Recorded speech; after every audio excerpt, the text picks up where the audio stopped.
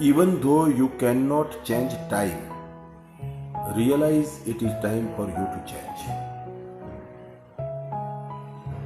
જો તમે સમયને બદલી શકતા નથી તો એ મહેસૂસ કરો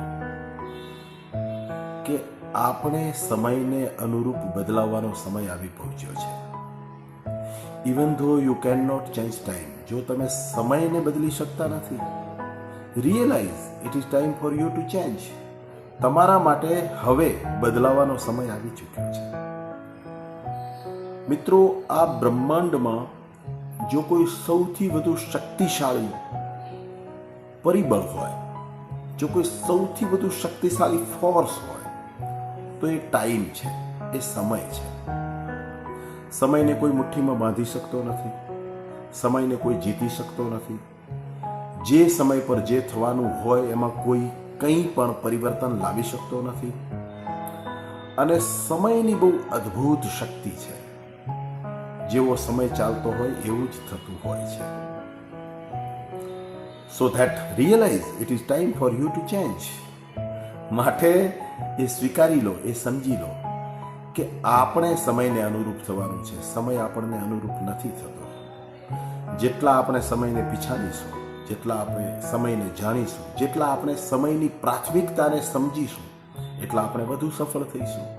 એટલે સફળ થવાનો જો કોઈ એક રસ્તો હોય તો એ સમયને પીછાણવાનો છે, સમયને ઓળખવાનો છે, સમયને જાણવાનો છે. સમયની પ્રાથમિકતા શું છે, સમય શું માંગી રહ્યો છે, એ આપણે આપવું પડશે. અને તો જ આપણે ટકી રહીશું, અન્યથા આપણે ખોવાઈ જઈશું.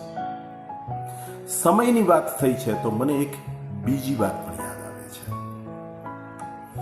જુઓ મિત્રો, આપણા જીવનમાં જે કંઈ ઘટના ઘટી ગઈ એમાં આપણે કંઈ જ પરિવર્તન લાવી શકતા નથી, એમાં કોઈ જ ફેરફાર આપણે કરી શકતા નથી. કારણ કે જે થઈ ગયું તે લોક થઈ ગયું. હવે એની અંદર આપણે કોઈ જ ફેરફાર કરી શકતા નથી.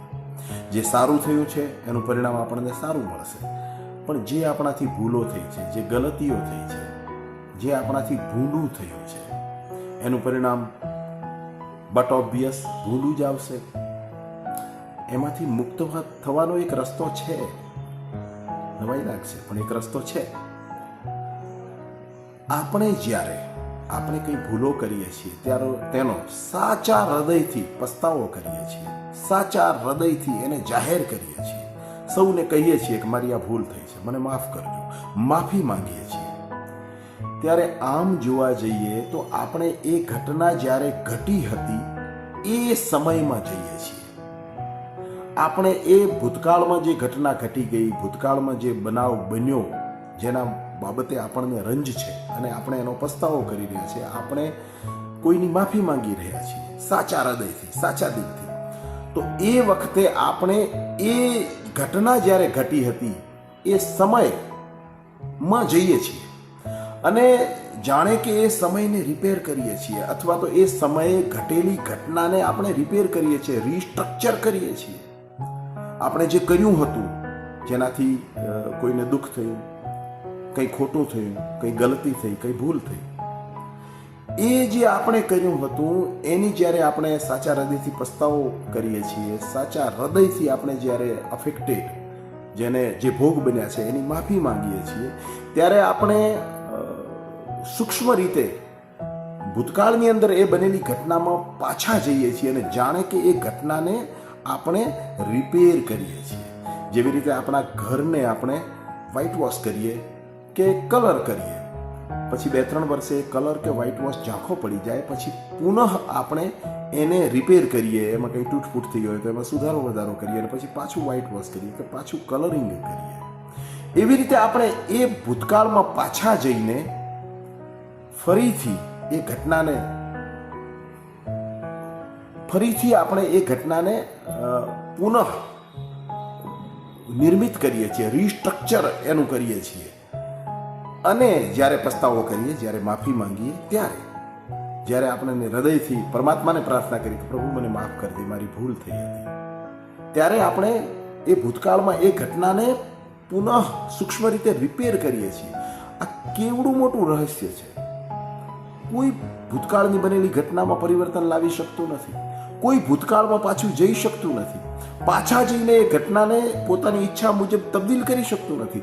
પણ જ્યારે આપણે પસ્તાવો કરીએ છીએ, પરમાત્મા પાસે તોબા કરીએ છીએ, પરમાત્મા પાસે માફી માંગીએ છીએ, આપણી એ ઘટનાથી અથવા આપણા એ વર્તનથી જે અફેક્ટેડ થયા છે એવા વ્યક્તિ પાસે જઈને એની માફી માંગીએ છીએ, સાચા હૃદયથી માફી માંગીએ છીએ, ત્યારે આપણે સૂક્ષ્મ રીતે પાછા ભૂતકાળમાં જઈને એ ઘટનાને રીસ્ટ્રક્ચર કરીએ છીએ અને જે ભૂલો કરી તે ભૂલોને દૂર કરીએ છીએ.